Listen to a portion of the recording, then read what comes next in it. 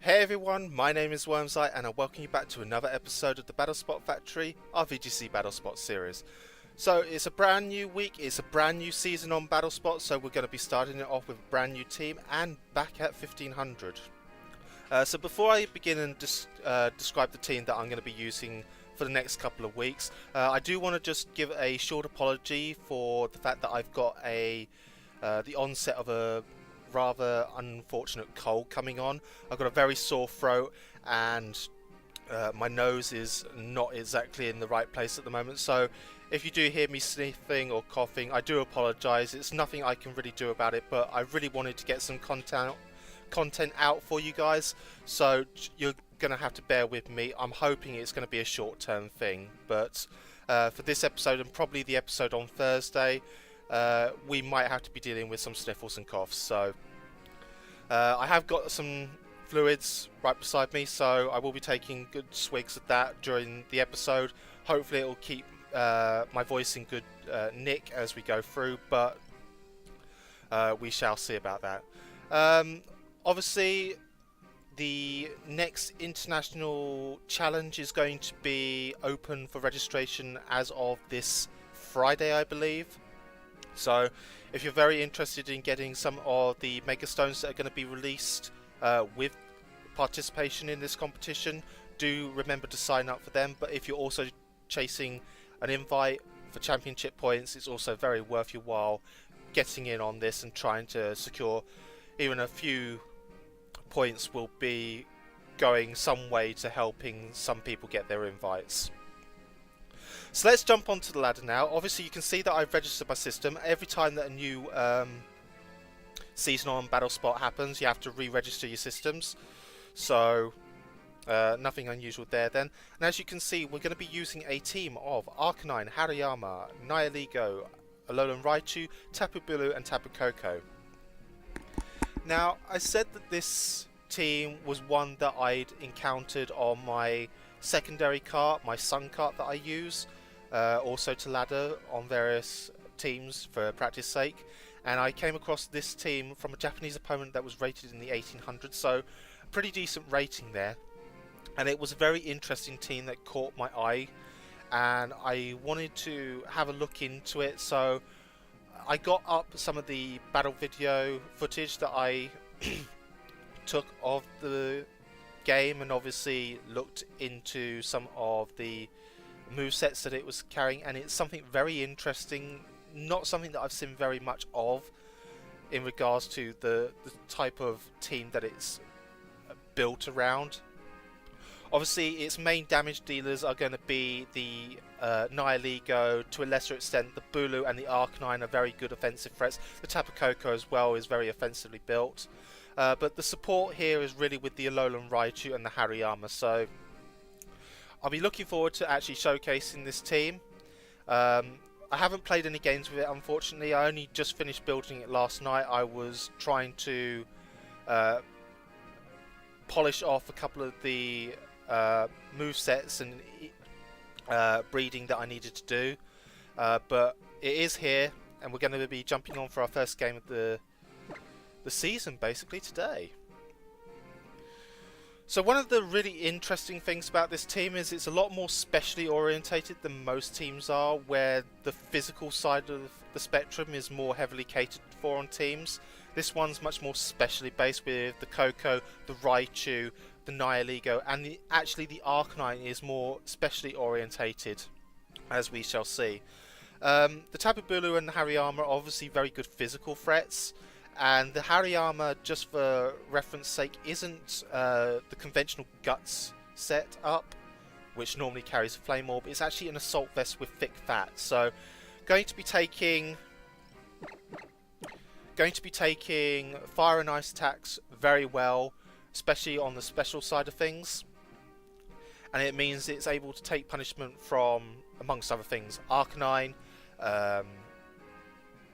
any sort of water type that carries ice attacks, so Golduck, Pelipper, Tapu Fini on the very rare occasions that it does come up with.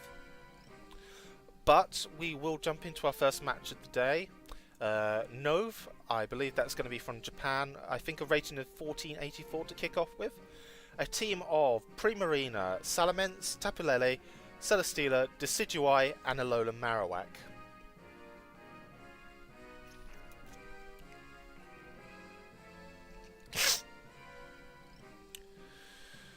So right off the bat, the Alolan Marowak is probably one of the biggest turn-offs for the Alolan Raichu and the Tapu Koko. So that's something we will have to be mindful of. I'm also a little bit more concerned about it because I don't necessarily have a good Trick Room answer to it, or a good answer to it in general with Stab, because Hariyama itself doesn't actually carry knockoff. The set is a bit of a weird one, so... ooh, hello.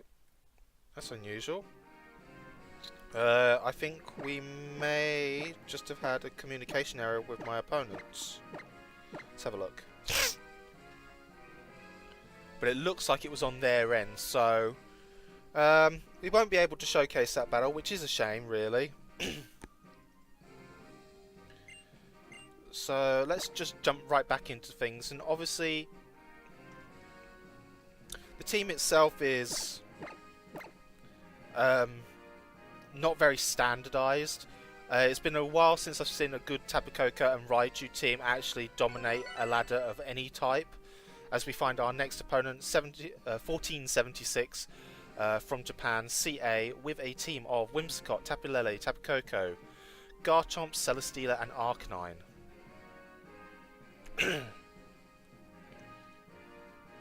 So again, a lot of interesting things on the table here. I think the Whimsicott is probably the most prominent of the lot. It could be very interesting to see what goes on. If I was going to hazard a guess, I'd say that my opponent will lead with Whimsicott and probably either the Tapu Lele or the Garchomp, depending on what they feel is necessary. So we will have to take that into careful consideration.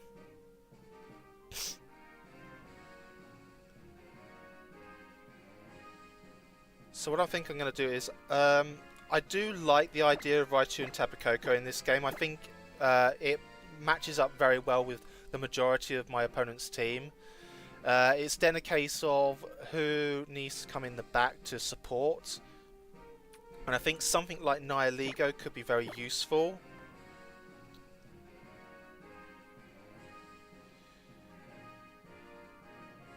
And the Arcanine as well.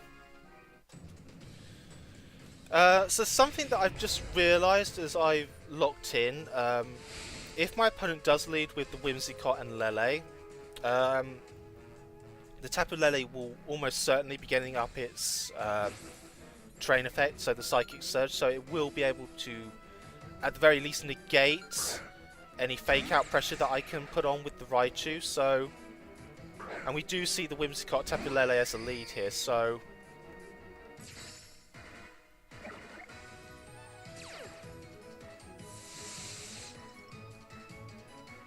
a lot of interesting little things here that we can look into.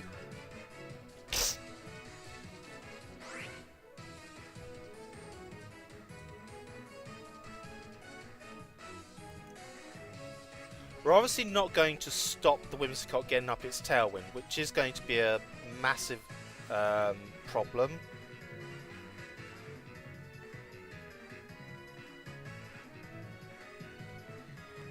Part of me wants to just Psychic therefore into the Whimsicott and to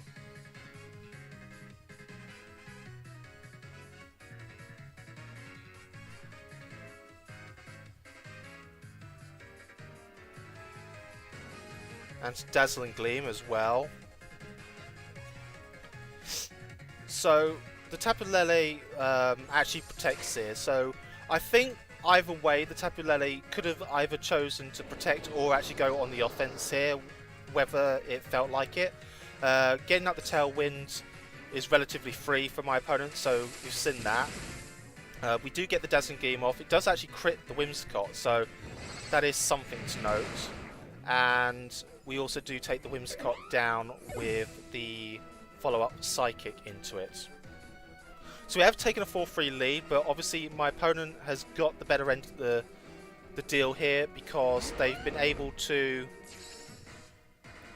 set up their tailwind pressure, and that's going to obviously put us a little bit behind here.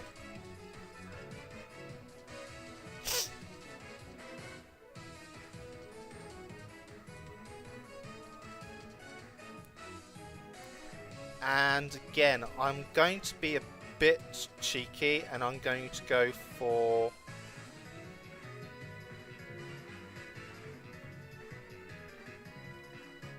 a Psychic into the Garchomp, and I am just going to...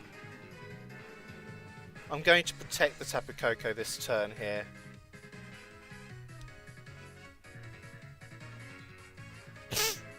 As we see the Tapu Lele actually switch out into the Celesteela. So I think we're safe to assume that the Garchomp is going to be going for an Earthquake here, as we do see that.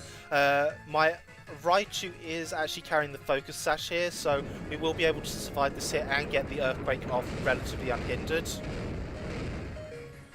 which is going to be somewhat useful. It's good chip damage that we can apply onto my opponent's Pokemon. And as you can see, the Garchomp takes just over half there, so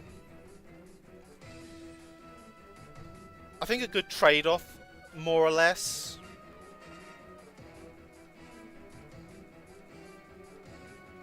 And I think what I'm going to do here is I am going to actually let the Raichu go down, and I'm going to switch my Koko into Arcanine, get the Intimidate off onto both of these mostly physical type attackers. The Celesteela can obviously go special if it so wishes. We haven't seen what it's going to do, but I can pretty safely assume that the Garchomp's just going to go for another Earthquake here.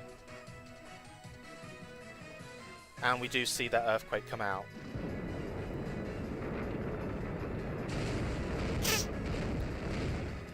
So as you can see, it's actually just doing over half to our Arcanine.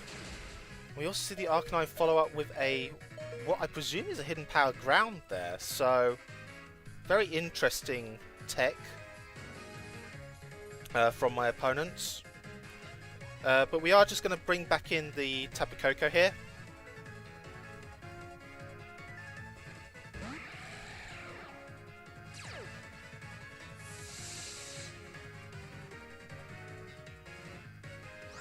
And if we got one turn of Tailwind left... Yep, so we can now double protect this turn. Stall out that remaining turn of Tailwind from my opponent. And then the next turn we can actually threaten a double knockout here. So we are in a very good position now. We've managed to play the Tailwind out very carefully, and we stalled it out as necessary. So as of the next turn, we should be able to pick up a double knockout onto both the Celesteela and the Garchomp. And we can do that by Dazzling Gleam. And this Arcanine set is really, really interesting. Obviously I said it's special, but it has Heat Wave and Burn Up. Something that I've never actually seen Arcanine use is Burn Up and at all this season, so it will be something to try out. But we're going to be using Inferno Overdrive into the Celesteela slot. But we actually see that the Garchomp is scarfed. So why set up the Tailwind in the first place? That's a crit. Oh no.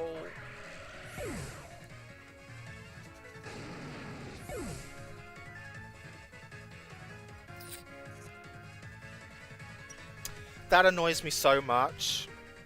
That annoys me so much. You don't need Scarf on this sort of team. If you got Whimsicott, why would you carry Scarf? That would be my personal opinion. I don't see the the merits of a Scarf on a Garchomp with a Whimsicott supporting it. I mean, the crit was unfortunate, but I don't think... I think knowing that now, obviously we would have knocked out the Garchomp that following turn, but the Celesteela would have been able to follow up with a knockout into our Tapu Koko anyway with the hidden power that it was showcasing. And Nihilego didn't have the raw firepower to deal with both the Celesteela and the Tapu Lele in the back as well. So I think we did actually have that game lost with the fact that our opponent was carrying the Scarf Garchomp. I didn't really expect that because, in my opinion, Whimsicott providing the Tailwind option means that you don't necessarily need that sort of speed control on your Garchomps either. But obviously that's an assumption that you shouldn't really make. In a best of 3 you'd be able to adjust to that a bit better, but in a best of 1 situation where you don't see all of the text that they have until they actually occur, it makes it very difficult to just basically go out on and attack. You have to make some assumptions when you're playing best of 1, because otherwise if you play too safe, you're just going to be playing into their hands a lot of the time anyway. So a good game to my opponent there. Obviously the Scarf did do the damage there, which is unfortunate, but we shall find another battle. And obviously we did lose a bit of rating there, where we got the communication error with our opponent disconnecting. We have got a win on that side, but we have taken a small knock. But I do think that that game does show how the team has some potential. It's very unfortunate that we've run across a Scarf Garchomp that we couldn't really foresee. It's obviously something that we have to be a little bit more careful of as we go into future battles. But we have found our next opponent, Luxia from Japan, starting off with a rating of 1500, but the team, it is interesting, but I don't think it's going to be very competitive. We see Incineroar, Leafeon, Pikachu, Machop, and Poliwhirl here.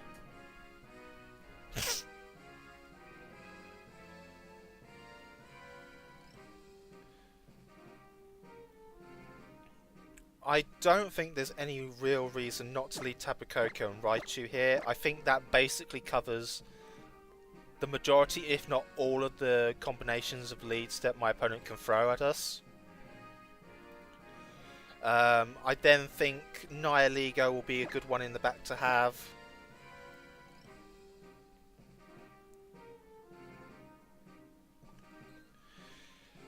And do I fear Arcanine more or Poliwhirl? Do I fear Leafeon more or Poliwhirl?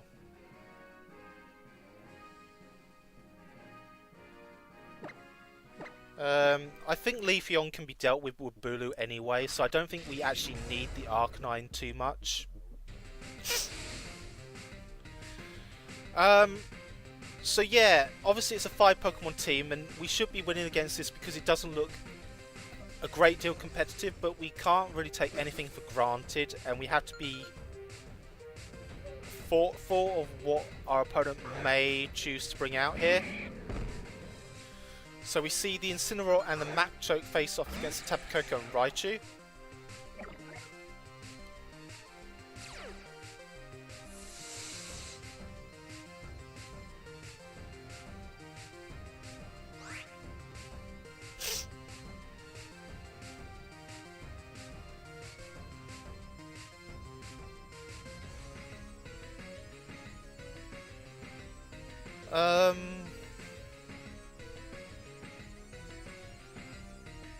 I don't see any reason not to use the Z move here on the Machop, just to be on the safe side, and we can always fake out the Incineroar.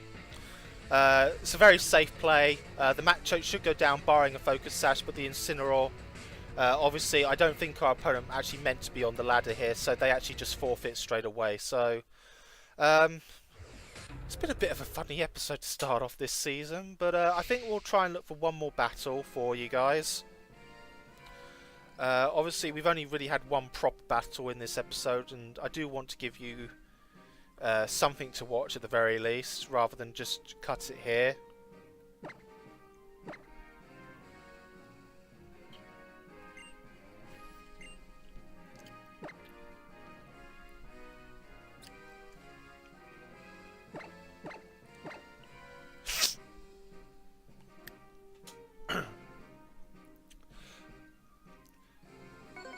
Realistically, the early ladder, when it's just started out, can throw up a lot of very interesting teams, some of which aren't very competitive, that you'll see very early on, but you can also run into opponents that are going to be very skilled, and I think this team is actually going to put a lot of pressure onto us. So a Japanese rated opponent in the 1500 region, carrying a team of Buzzwole, Nihilego, Arcanine, Alola, Ninetales, Kartana and Snorlax. So straight away there's a couple of things here that stick out. There's obviously no Tapu from my opponent, so from that respect we have a very open opportunity to deal some good damage to get the electric terrain or the grassy terrain if we need to up and going straight away. The Alola Ninetales could be a small issue to deal with, but most of his team doesn't particularly like fire. Buzzwole, Alola Ninetales and Kartana are all very weak to the Arcanine. The only real threat to that is going to be the Nihilego and the Snorlax if it's a belly drum and high horsepower set.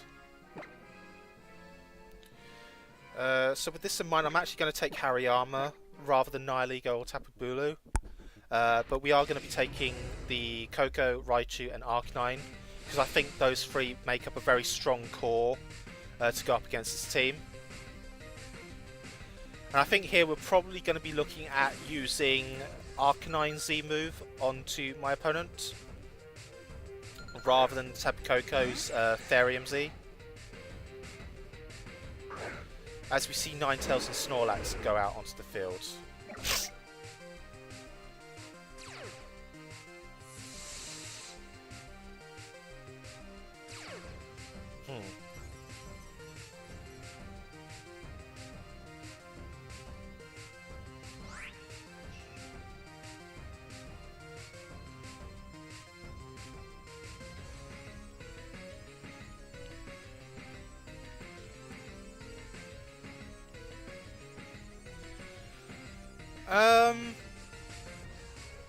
So here I'm just going to fake out into the Alola Ninetales. I don't really want it setting up an Aurora Veil for the benefit of the Snorlax.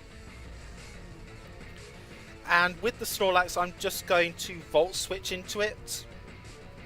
Get some residual damage off.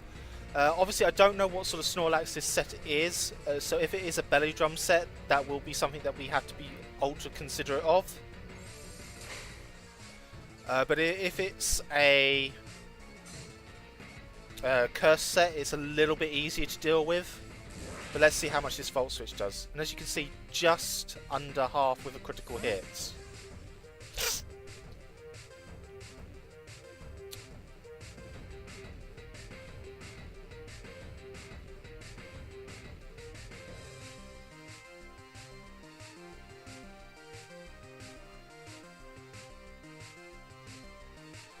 Do we actually need the Arcanine here? I don't think we do. So I'm going to put in Hariyama here. Obviously this is where the Assault Vest will come into its own. The Ninetales is Blizzard. Aside from the potential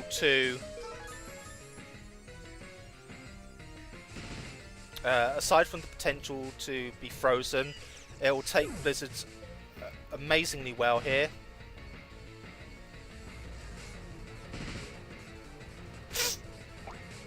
And obviously we see the Snorlax actually procs its berry because of the hail damage, so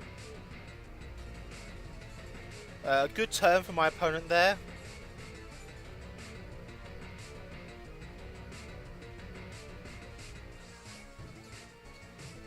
But we are going to bring in Arcanine on this turn.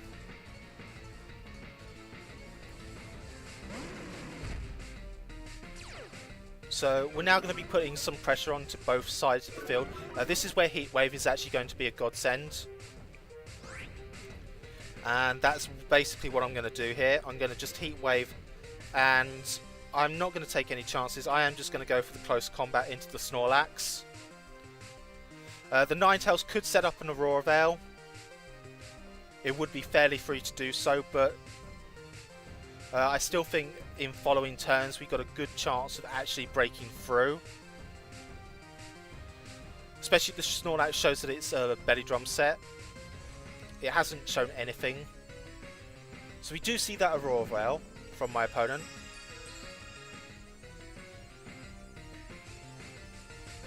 And we'll see here how much the Heat Wave actually does. That looks like a thick fat Snorlax actually, if I was going to guess.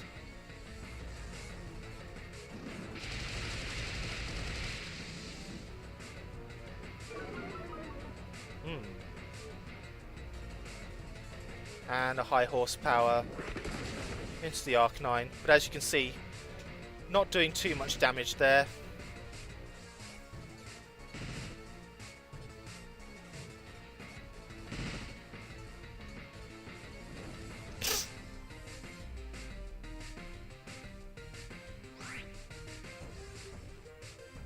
And I think just again we can go for the Heat Wave.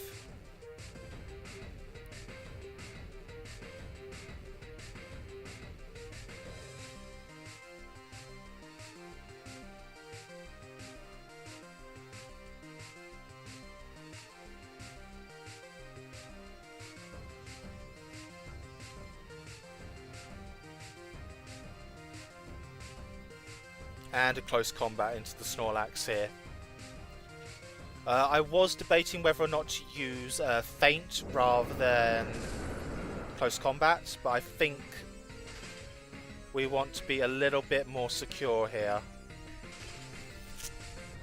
That's a pain.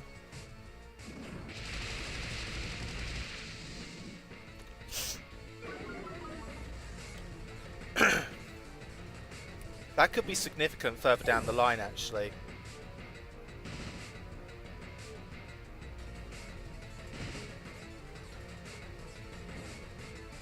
And this is where not having Flare Blitz actually becomes a hindrance with the Arcanine, because we can't 4 easily.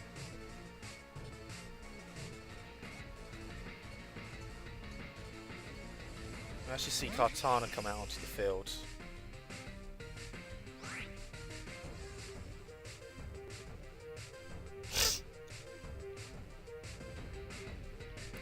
So I am just going to burn up, and I am going to switch. Do I want to switch? No.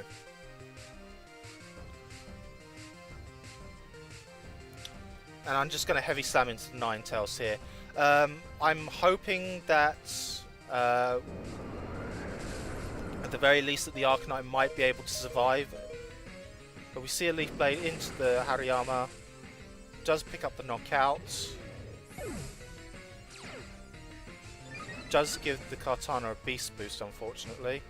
And Burn Up actually helps melt the ice, so that is brilliant. That's very useful information to know. So Kartana will be taken out here.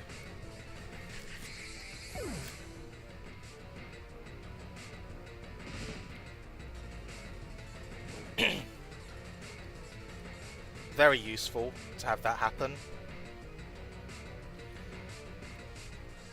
So we see Nihiligo from my opponent. Oh no, that's not good.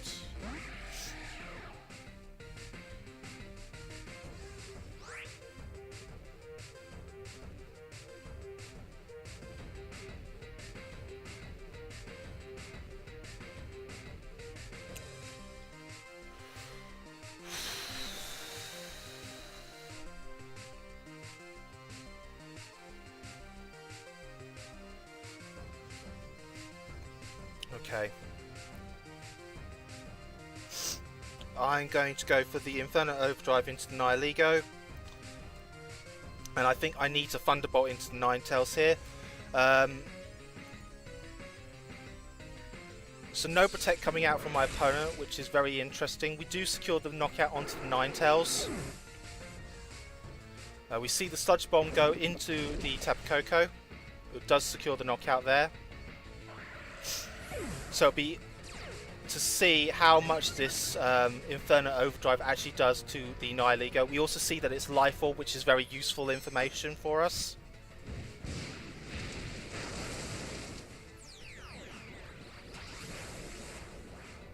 Basically what we're hoping for is we can get it into extreme speed KO range, which should be possible. But with Nihilego's strong special defensive stat, the fact that we've had to use Burnout to melt the ice as well, as you can see it's taking so little damage. And I think we've lost the game based on that. I don't think we had much of opportunities either way. So, good game to my opponent there.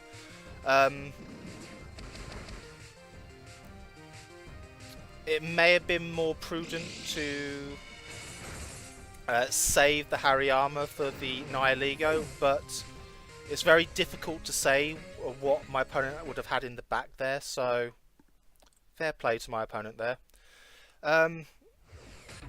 Yeah, I think also the freeze kind of hurt us as well, because not being able to get the Heat Wave out onto the Ninetales that was within range of a secondary Heat Wave was quite debilitating, because we could have secured a double knockout that turn no matter what, and that would have meant that Nihilego and Kartana would have had to come in together. It would have been difficult for us to navigate the board position effectively, but I think from there we might have been able to do something about wrestling that game away from my opponent. But can't turn back time, unfortunately, so we are going to call it there, guys. So I do apologise if I've not been the most coherent, and obviously you're having to deal with my sniffs and sniffles. But hopefully there will be an episode out on Thursday where we will be playing this team. I may be laddering off camera, either in between episodes or after I record the next episode, to get us a little bit further up the ladder. I do think this is a very solid team. I just need a bit of practice to get used to it, I believe. Get used to the nuances of when to bring what mode, because there are a couple of very key modes that it needs to go with to make the best use of it. But until next time, guys, I will see you for another episode of the Battle Spot Factory. So bye bye for now.